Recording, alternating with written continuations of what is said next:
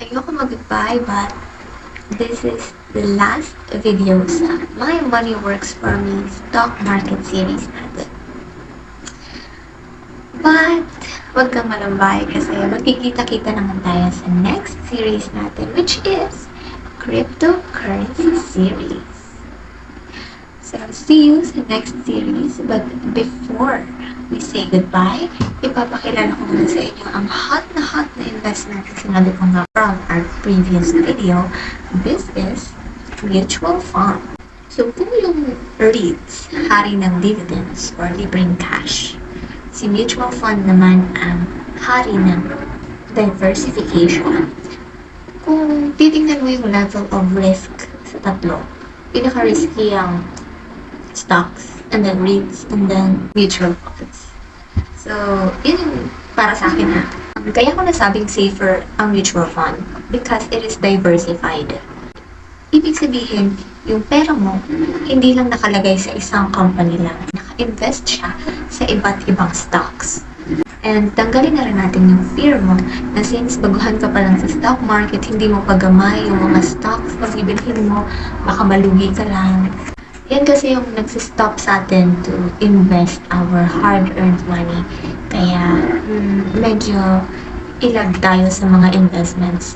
But in mutual fund, you don't have to worry which stocks to buy. Kasi, meron ng fund manager na sila na ang bahala na gumawa ng portfolio para sa iyo. In return sa efforts nila, we pay them management fee. Yung mga mutual fund companies, these are huge companies na may mga expert talaga sa market. So, yung role nila is pagsasama-samahin nila yung pera natin, mga investors. And then, ibibili nila yon ng stocks that they see has the potential to grow. So, kasi, ang goal nila is mapalaki o mapalago ang investment natin. Ang kagandahan sa mutual fund, mas safe yun. Merong 20 companies. Tapos, isa dun sa mga companies na pinag-invest ng mutual fund, bumagsak ang value ng stocks niya. O medyo nalugi. Yung 19 companies, iaangat pa rin yung value ng pera mo. So, hindi ka as in malulugi. But again, kung gusto mo ng individual stocks, good din yun. Kasi, sinasabi nga natin dito lagi, this is high risk, high reward, low risk, low reward. Now, I will show you kung paano bumili ng mutual fund and kung ano yung iba't ibang mutual fund companies. So, tara na. Sa COL website, click the mutual fund tab. And then, mapupunta ka sa page ng mutual fund. So, to see all the companies, you click List of all funds under ng Fund tab. And then, ito yung mga list ng companies na nagbebenta ng mutual fund kung saan pwede kayo mag-invest. Let's check Philip Equity PSEi Index Fund. Ayan. Yan yung mga information niya. Sa baba, you can just read it. But to see more information, fund fact sheet naman tayo. Ito yung mga pinag-i-investan ni Phil Equity PSEi Index Fund. Yan yung top 10 holdings niya. Yan yung top 10 companies. So, kung bibili ka nito, ito yung mga companies na pag-i-investan mo din ng pera mo. Ayan, more information pa about it. You can just read these are the cumulative returns. And then, here sa baba, yung graph niya. Makita mo, tumaas siya, no, through the years. Pero nakadikit lang rin siya sa Philippine Stock Exchange Index or sa top 30 companies sa stock market. I-compare natin siya ngayon sa isa pang Phil Equity din, but not index fund. Okay, let's check the Phil Equity Fund. Ayan, Phil Equity Fund. Ito ay, this is the top 10 holdings niya. Nandito pa rin sa part na to. Yan. So, kapag bumili ka niyan, yan yung mga companies na pag-i-investan mo. And then, makikita mo yung sectors, allocations, ayan. Ayan. Pero pag bumaba ka dito, you will see yung graph niya.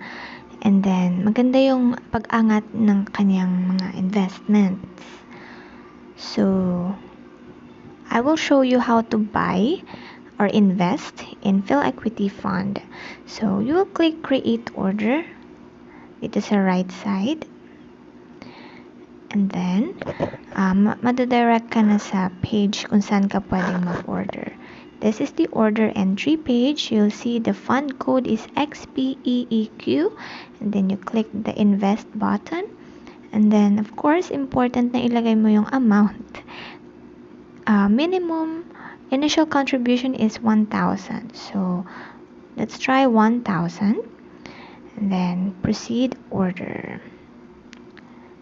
Sabi lang dito, may mga cut-off time, pero mapaprocess pa rin yan next trading day.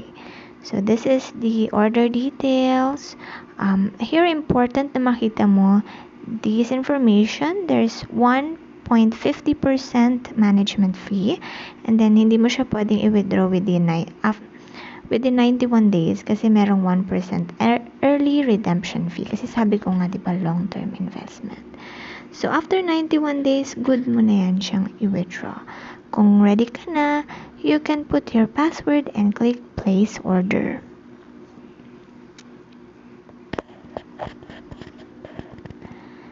Okay, and then, let's check kung nag-go through yung ating transaction. You can see it when you go to Home tab. And then, tingnan natin kung pumalik na siya sa, or mag-reflect na siya sa portfolio natin. Click the Home tab. And then, ayan, nandun na siya sa latest order sa pinakababa. Pero hindi pa siya na-process. Here's another way to buy mutual fund. You can go to COL website sa under ng quotes tab. You can look for the stock code FMETF. And then, just click that.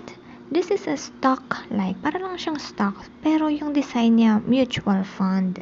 Parang maraming iba't ibang companies ang under ng isang stock na to. So, nag-i-invest siya dun sa top 30 companies sa market. So, ganun yun. Pero kung bibilihin mo siya, para lang din siyang stocks. Okay, let's click the buy button here, and then mag-direct ka na sa trade tab, diba? Sa buy button. So, let's try to put in our order.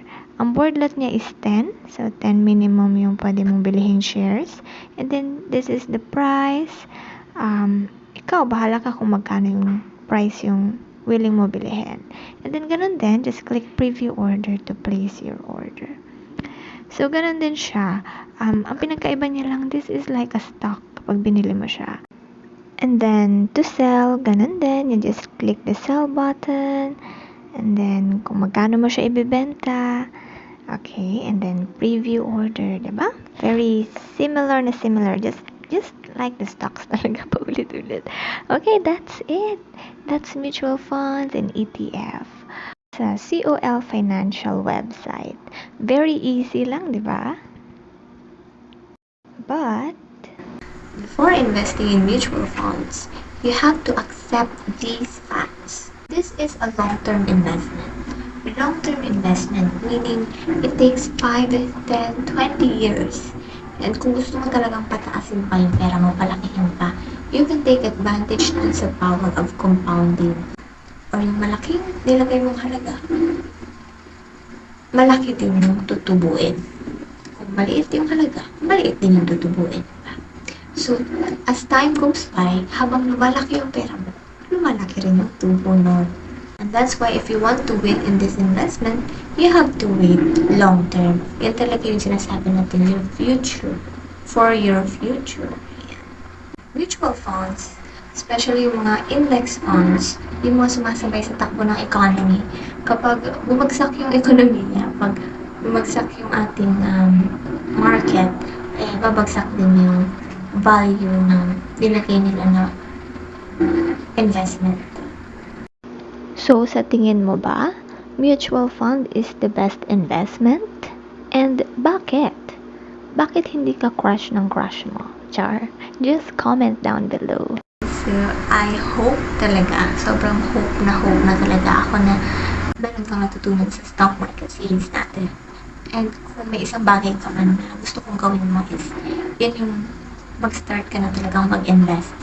Kahit hindi sa mga sinabi mong investment, but sa investment na alam mo, pinag-aralan mo, ni-research mo. But yung goal ko talaga is, makapag-start na kayo sa mga future investments, yung mga investments na for your future. Para sabay-sabay tayong umangat. And I will try to create more videos pa that will help you gain more information about investments, and also I'll also incorporate videos ng about paano kayo kumita sa iba't ibang mga side hustles, mga sideline, ganyan, o kaya businesses. And marami pa akong lulutuing video para sa inyo. So, if you can, just click the subscribe button and like this kasi nga sabay-sabay tayo makanak, di ba? So, yan lang. And see you sa next series natin, cryptocurrency.